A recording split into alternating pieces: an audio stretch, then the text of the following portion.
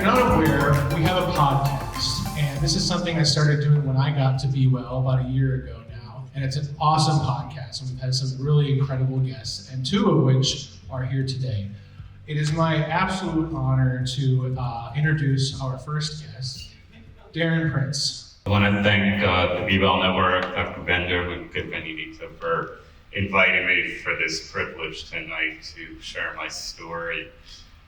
I'm from Livingston, New Jersey. I grew up there. I moved to California. I got smart about 4 years ago. And I would say from the outside, you would have thought I had it all. A lot of friends, boys, girls, loving family. But for whatever reason, I was uncomfortable in my own skin from the time I was probably this big. I had a lot of imposter syndrome. Yet I had a lot going for me from the outside. I started a very successful baseball card business in the mid-1980s, making a lot of money. From there, I went into the sports and celebrity collectibles industry, and then I started the agency I have now, Prince Marketing Group with Magic Johnson. It's my first client, but I was always looking for an outside fix that was the ultimate inside job, and I just didn't want to be accountable. I just felt, I needed this. I justified everything. And I'd say it was probably 1995, the business was going really strong, but I don't know when it turned on me, but at a certain point, what was once living to use turned out to using to live. And I didn't know how to get out of this hell. All from a shot at Demerol at Sweets Way County. I had my first overdose. I was in Las Vegas in 2007 for NBA All-Star Game weekend, and woke up that morning, had a horrible case of bronchitis. So as a good junkie, I called the doctor to the room, whatever it cost, was an insane amount of money. I didn't even care. I needed to get what I needed to get. And he gave me a prescription for 100 Vicodins, an antibiotic, and Tussinex cough syrup, which was my all-time favorite opiate-based cough syrup. So I went to CVS to pick it up. On the way back, I called my then wife. I was married back then.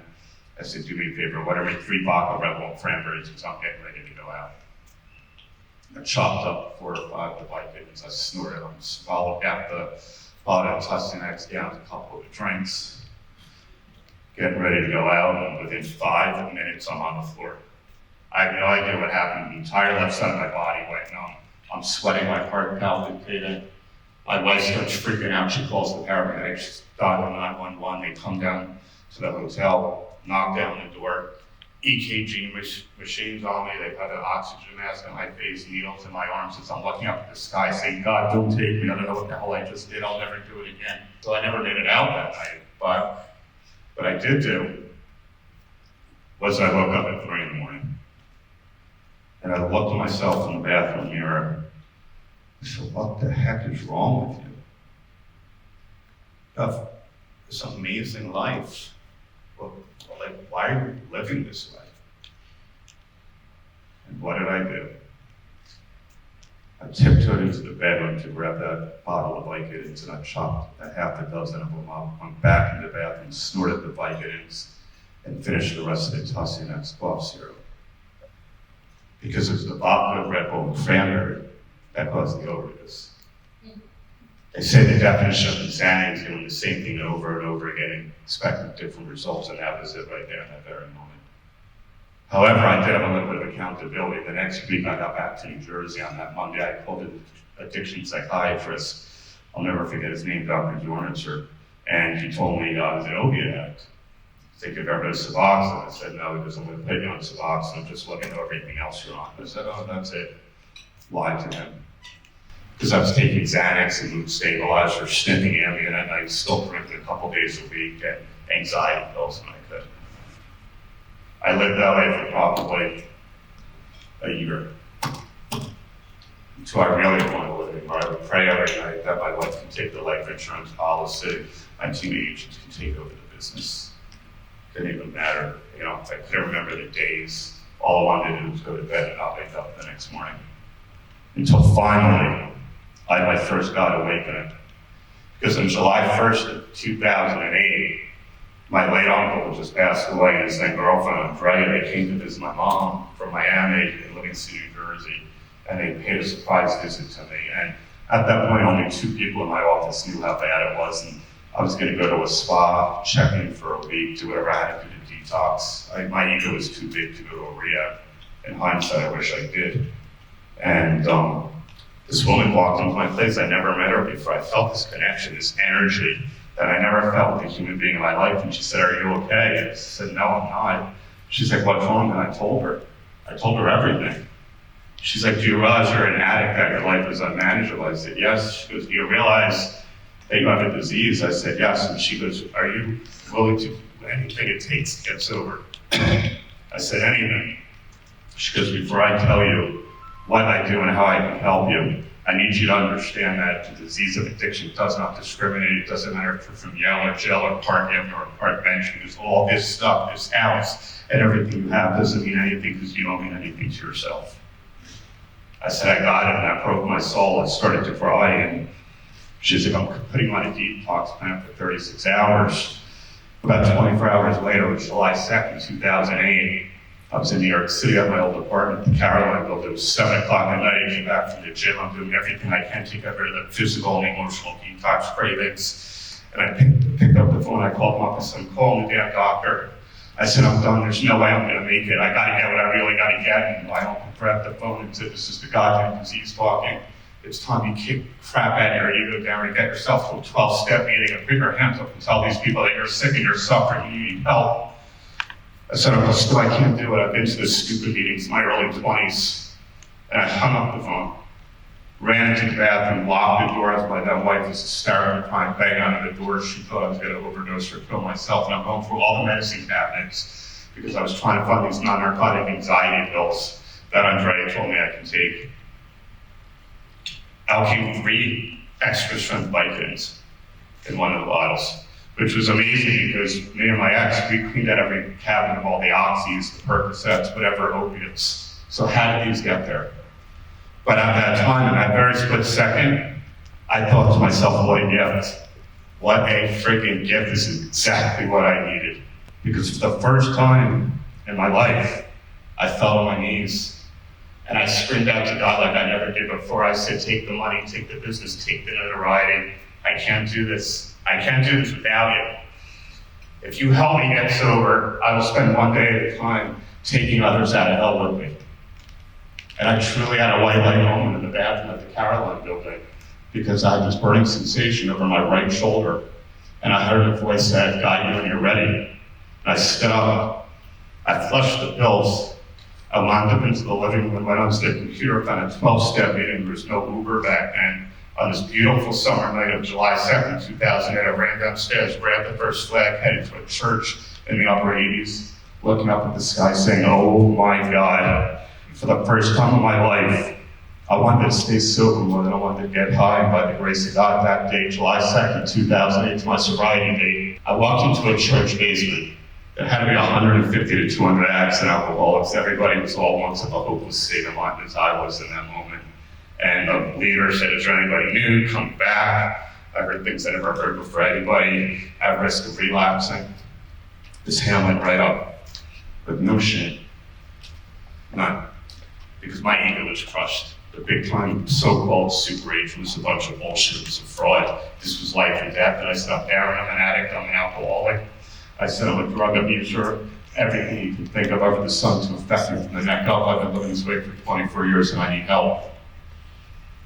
And the most amazing thing happened. I had about a dozen spiritual brothers and sisters that I never met before, that knew nothing about me, that came over to me and told me all these incredible things like, "You're in the right place. It's easier to stay sober than it is to get sober again.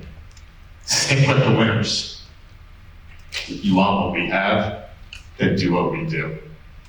And then they told me something that I never forgot. It's okay if you don't love yourself, because we're going to love you first before you ever learn how to love yourself. And for that next hour, I heard things that connected me to humans for the first time in my life. I could identify with almost every single person sharing. With all due respect, it wasn't about the celebrities that I worked for, it's about these people that taught me The 5 A's: attitude, adjustment, accountability, acceptance, and action. And I took all 5 of those A's and I put them into my heart, to my soul, and everything was about my meetings. Nothing came before my recovery, nor does it to this day. Because anything you put before your recovery, you'll lose. And one day became a week became 6 months, and 6 months became a year. And my sponsor, Steve, I love to death. I hate using that word because he's one of the big brothers. Got 35 years back in New Jersey. You know, he goes, "You got a year now, right?" I said, "Yeah." He goes, "You want to keep this gift?" I said, "Yeah." He goes, "Well, it's time to start working with other people to pass it along, because you can't stay sober on your own sobriety." And then I just dove in head first. I made that promise to God. It took me out of hell. I'll spend one day at a time taking others with me. And, you know, looking back, it's just been the greatest journey of my life. You know, coming up on 14 years, God willing, on July 2nd. And then,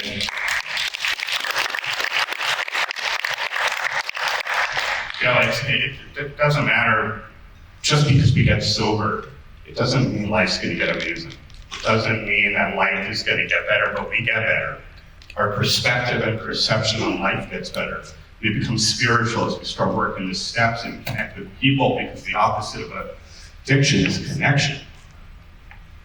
And that's what it's all about, you know. And I've been through highs and lows every single day this year, and over the past, 13 and a half years in this journey, I've lost clients, Ali and Frazier, in recovery. And I'll tell you, the most beautiful thing was able to go to their funeral, present, sober, feel that pain, go through it, and not have a single thought about picking up a substance. I lost my father, my closest friend in the world, suddenly, February 15th, 2017. But because of that perspective and perception shift, I said to myself, if this is his time, he had a sober son for 8.5 years, and I know what a blessing that is, because I've heard a lot of people in the rooms, the 12-step wounds, that never had that with their family. And that's a resentment I don't want. And it doesn't mean that you can't connect with them in other ways, but I was just very blessed to have that with my dad. And during the most uncomfortable time in my recovery, I never felt so comfortable, because my foundation is I stayed close to the fellowship, I stayed close to working with people in recovery, not just in recovery, outside of recovery, because I've become so spiritual. We talk about problems that we have, and the reality is we all have something. But when you're stuck in your own head, you're not responsible for your own thoughts. People are responsible for how they want to think those thoughts. And pick up a phone and call somebody that needs help. They don't need to be suffering with mental health or substance abuse. That's great. That's always the priority. It could be a friend that you grew up with, a colleague, a coworker. Put that focus on somebody else. And watch how quickly you won't be thinking about your problems. Because that's how I developed self-esteem. By doing esteemable acts. Everything I was lacking. And to be able to do that for somebody is incredible, but you're also able to do it to yourself, to further your spiritual journey. And my mom can still drive me crazy to this day. I tell this all the time. I've learned certain ways to behave, not just with her, with coworkers, people that work with me, people in everyday life. Life is about saying what you mean, meaning what you say, and not saying it mean. When you leave here, if you're ready to snap on somebody or a family member with Easter or something this week, don't engage. It's so much better to feel all right than right. Because you open up your big mouth, and I'm guilty of it, or send that stupid text or that email, you're gonna have an emotional hangover, and we have all given up rights to chemical relief. Tell me how good that emotional hangover is gonna feel. At least a drunken hangover is gone in a day or two. An emotional one, stuff stays with you for a while. It's these little spiritual techniques that I've learned that make this journey the greatest privilege of my entire life. And I didn't talk about that much, but to me, it's all God. It truly is. I heard somebody once say, put God first in everything that you do. I put God first in everything the past 13 and a half years, and it's kept me humble. I think at times I probably gave up on him, but he never gave up on me. I'm going to end it with this, and then hopefully I have some time to take a couple of questions. I'd like to say that I'm not exactly who I want to be.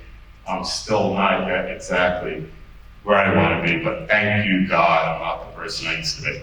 Thank you. Thank you so much for being here with us. My next guest is Michael Fishman, an actor, writer, and producer, known for playing DJ Connor on the long-running hit show Roseanne, and now the spin-off, The Connors, on ABC. Even just saying that out loud, growing up, in the 90s, it was absolutely my favorite show, Roseanne. We watched it every week. My family watched it every week. And now they have another great show, a spin-off of The Connors. I've got to know Michael a little bit. He's been on my podcast as well. I'm talking with him tonight. Absolutely great guy. So glad to have him here. And I'd like to welcome him up to the stage, and we're going to have a conversation.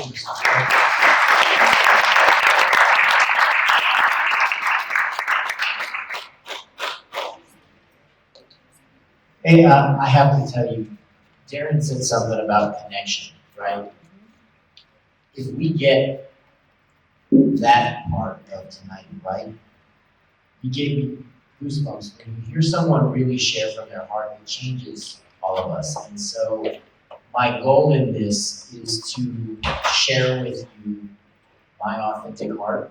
Yes, absolutely. And to Darren and to Michael, we all know that there is such a tremendous stigma around addiction and mental health and getting out for that. And our first question is, how did you really get involved with advocating and speaking about overdose prevention and post-traumatic stress?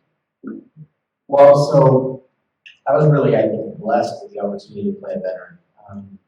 My dad being a veteran, my brother having just kind of gotten out and just served, and then having friends in that area, and then really dealing with a lot of them facing their extreme PTSD or addiction that kind of had started in their service and kind of had transitioned to their civilian lives. And then people started coming to me with their stories. And I think in our field, people come to you and most people turn away because they don't want to hear. And I think that's, in the beginning sometimes, and maybe for many of you it's been this way too, is you go to the person that you think is going to listen or be your help, and sometimes the first person who just kind of pushes away or doesn't know how to handle it. And they're not the best source. It's one of the reasons that taking the stigma down is so important. It's one of the reasons why getting the right help from the right people and having a community makes such a big difference, is to find people who can reach to you, people who will listen and are capable of hearing you on an authentic level, and not judging you, but starting to hear what are the patterns, what are the things in your life, what are the supportive ways to start changing that. And for veterans, you're supposed to be the best, right? You're supposed to be the best of the best. You're supposed to be strong. You're a soldier. You are not supposed to necessarily be helped. So it's really hard when there's a stigma to let that down, because you feel like you're letting down more than just yourself. You're letting down this idea, you're letting down your society, you're letting down people around you, you're letting around battlegrounds. So for me, to have that opportunity to start talking about PTSD in the public space, especially those early weeks, 20, 30 million people getting to see that in an instant where no one wants to talk about PTSD, because I'm going to guarantee almost everybody in this room is going to do something really, really traumatic. And some of those things, we've all done something similar, like we wish we could take back that was traumatic, that we, Mark, right? I hear hopelessness. I wish we could shift that word for you, because I know that's exactly what you need. But part of that, hope is a powerful and a dangerous thing at the same time, right? There's lots of books and movies that way. And while it may be less in this moment, we all go through it. We all have been in that position where we don't see what's next, where we think we can make it. And we're not sure how the next step goes. but you're not less. The home's coming. Hopefully some portion of this will resonate with you, but just know that I hear you. You're not alone in that. That's the first step, is to realize we're all facing a lot of this. This is a room for people who are brave enough to say, I'm facing it, right? That's the start. The start is to say, hey, I'm not perfect. I'm not okay. Everything's not, but that's where the ego has to get checked, right? Like Darren talked about, that's where you start to make the turn, is where you go, okay, you look and everybody looks at you and goes, it's all great. Most people's lives look great from the outside, right? People can make it look good as celebrities. You know, we're masters of that. We got a whole team. We got a whole industry around us that literally is built making that possible. Social media view that everything's perfect. The truth is, I've grown up in this business. I've been around people 35 years, watching people at the highest level who have what other people would tell you is everything. A lot of people are doing all this. It starts brave enough to be exactly what you did, which is say, I'm not where I want to be. I have this feeling. How do I start to move past that? Where do we go from? Absolutely. With post-traumatic stress disorder, it is caused by a significant trauma or multiple traumas in many cases. And kind of back to what you were saying too, one of those symptoms can be hopelessness, right? It's a symptom of depression as well. And you can get sober, right? And you can stay sober, but you still may be dealing with a lot of the symptoms of these other mental health disorders that also just as important need to be treated. I got into working in addiction actually by working with veterans.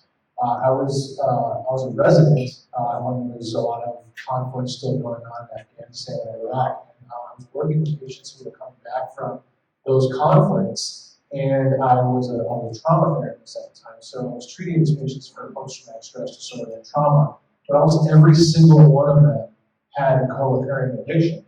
So I had to make the choice, which is more lethal in this moment, their opioid addiction or the trauma. And either one of them could be, but I could switch gears a lot and treat the addiction, try to get that under control, while at the same time trying to treat the trauma. And it is hard work, right? Not only for the patient, it's incredibly difficult for the therapist as well.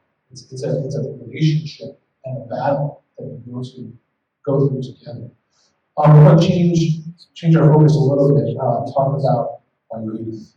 If you've been following the news around this in the United States, especially since COVID hit, our youth are really taking a big hit. All the way from young kids who were held out of school and wearing masks for years, to teens and adolescents who are suffering from greatly increased symptoms of depression and anxiety and trauma. We've all gone through trauma through this pandemic.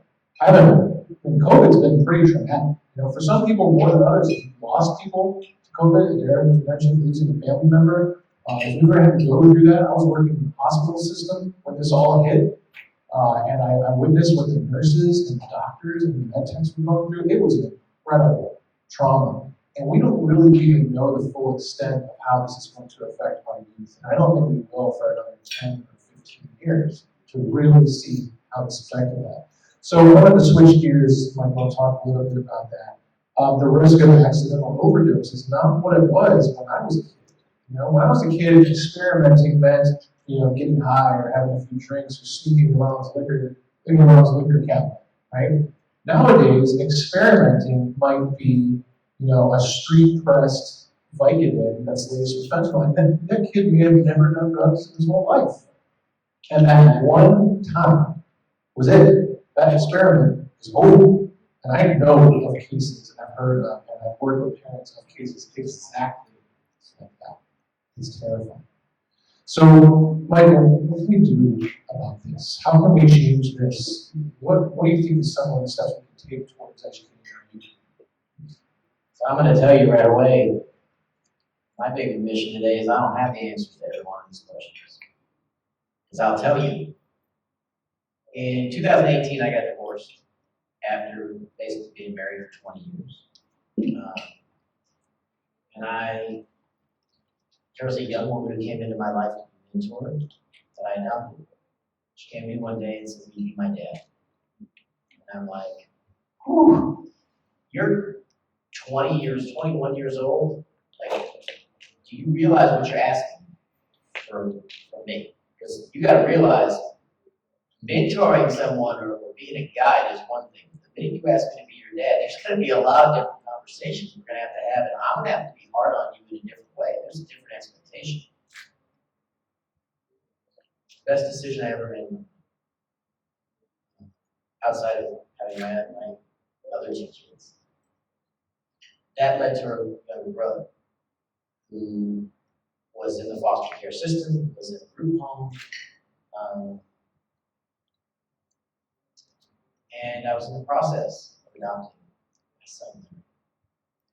And he's one of those kids who tried something that was laced with fentanyl, who wasn't a habitual user. He was a kid who had some addiction in his background in the family, and had moments where he tried stuff, but now it's not the same as what people used to try. You talk about synthetic marijuana, you have no idea what's in it. Talk about some of these synthetic drugs, things that people are making. With the internet, you got chemists at home making things that none of us have ever even considered, because that's what they have access to. And in my case, my son, we were in the process, he was in the process of transitioning, and he didn't want to tell me because he'd just become 18, and he was waiting to surprise me and tell me that he signed up for community college, that he had this whole plan. But he was hanging out with a friend, and they went to it, got drugs from a dealer. They decided to try something. I think he's one of, last I heard, maybe 7 or 8.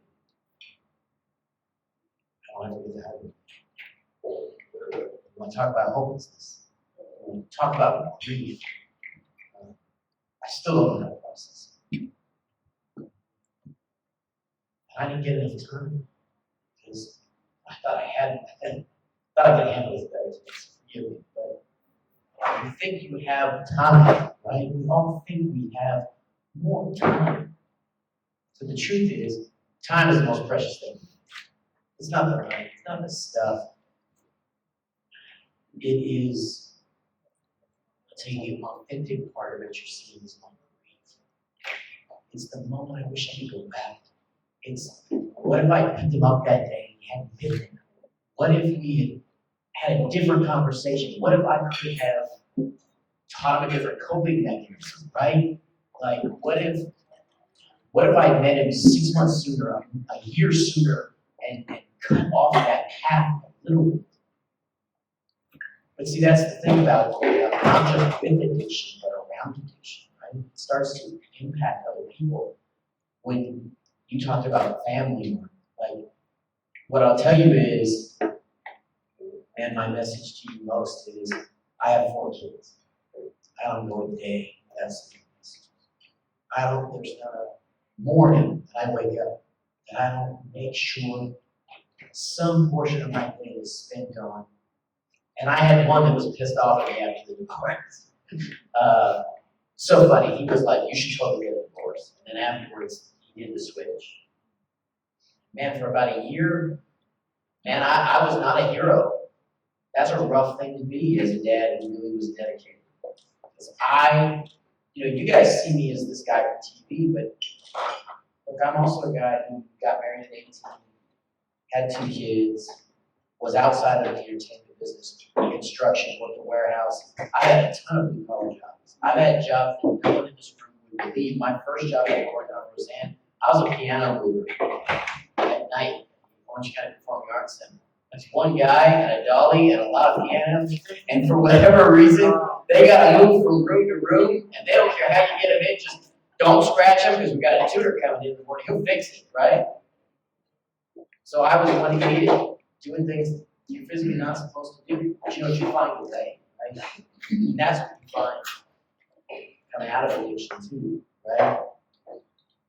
You find a way to get what you need when you really, really need it, whether it be the addictive part of it, right?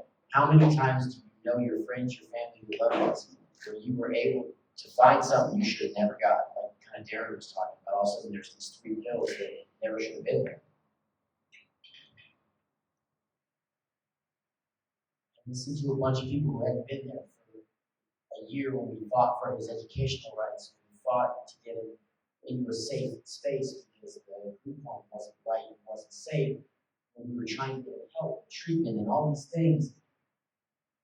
It was just a sister. Man, she's a boy. The system doesn't always care. They love to put labels on us. And I'll get on a soapbox a little, especially, depending on what you look like, sometimes the system is not like help. It's not just one group, it's just in general. Whatever the biases of that group and that group, I can't tell you how many times we've been in a group and they wanted him to be a statistic. It's determined to be nothing. In some ways, he's one of a group that is ever growing. You can help save somebody else. That's really probably why we're all here in this room. What I'll tell you is the best way I can grieve, you're going to grieve. Because I guarantee you, everybody in this room is grieving someone's there. I own that pain. That pain is the price of hope. That pain, it's exponentially greater than how much. So the more you love people, the more they're worth it. Loving people is the greatest gift. That is as divine as anything I've ever known. What I'll say to each and every one of you is, how do you express that love? How do you take your grief? And my belief is you get 2 choices with it. We turn it inwards and we punish ourselves. Or we start to do what I've tried to do in my days. Take that grief and you start to turn it outwards and make it a mission. Whatever you can do in that way, whoever you can reach. Martin reached you today. Don't leave here thinking that today you will hold this as you want. Prove it. You got to be already. I'm listening. You matter. You're not. And in our society, part of the problem that we have is everything we do starts to make us feel social media, separation, even sometimes our shows that we create. That's why I have to create something different. That's what led me to write and produce.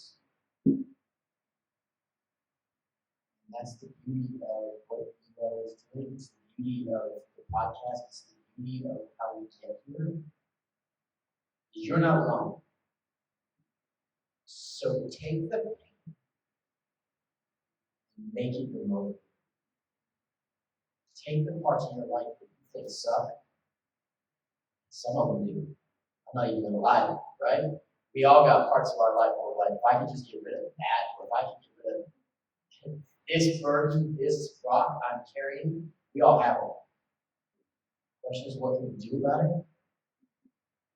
How much of it? I look at myself and say, how much would I have to do? Because even in the healing process, could not break. The kids didn't even see me break. Because I had 3 others that I had to guide through that process. And we're still processing. Years later, and we'll be processing it in 20 years. That's okay. It's little. The daily battle that you have with the right to fight. So what I see is, it looks like a room full of warriors. It looks like a room full of people who know what pain and trauma is, who know what addiction is, who know what a setback is.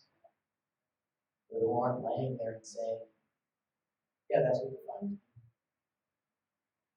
No, Today you define today, tomorrow I'll define tomorrow, and I'm gonna keep marching forward. And some days I'm gonna kick the world's ass, and some days I'm gonna kick my ass. Some days I'm gonna be successful, some days I'm gonna fail. What I'll tell you is, Rob's taught me to fail without losing the reason. Because that, I think, is at your base, that is what faith and desire is. To be able to face the things you don't like, to face the things I still had a camera person all the time, talking to the other ones, we joke and laugh about the stories. But this is what we are. We are a collective of human beings that we have to remember. If you can meet someone, maybe your reach is one. That's one person who will come across your path today that maybe needed to hear your story.